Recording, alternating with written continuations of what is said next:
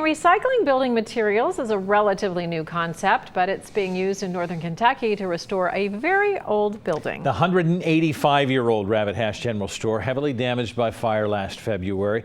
To keep its status on the National Historic Register, it has to be restored with 19th century lumber, flooring, and siding. And as Local 12's Joe Webb shows us, they found the material right where it's been standing since the 1800s. Ed Unterreiner Sr. and Ed Unterreiner Jr. spend most of their time building things, not tearing them down. But they are dismantling this old home in Bullitsville to rebuild the Rabbit Hash General Store. This material will be the old new store's new old subfloor. It takes a little work to get it apart and denailed, but once we have it clean, it'll be ideal lumber for the store.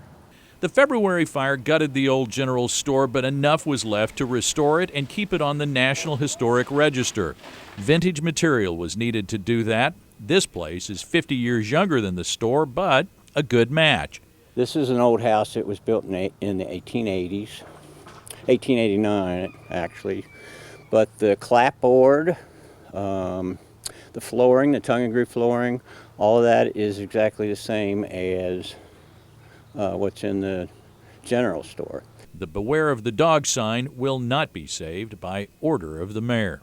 This old house in Bullitsville is a virtual gold mine. They're going to be able to reuse almost all of the wood from the roof line all the way down to the first floor. And it's one of 4 buildings they're dismantling to get all the materials to rebuild the general store.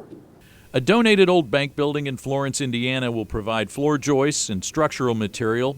Crews today were harvesting rafters and siding from an 1850 home donated in Fort Wright. Today, Don Clare picked up the final architectural drawings of the restoration.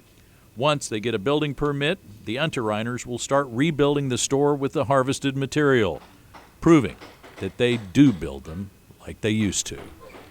In Bullitsville, Joe Webb, Local 12 News. And they hope to have the restored Rabbit Hash General Store open in early 2018.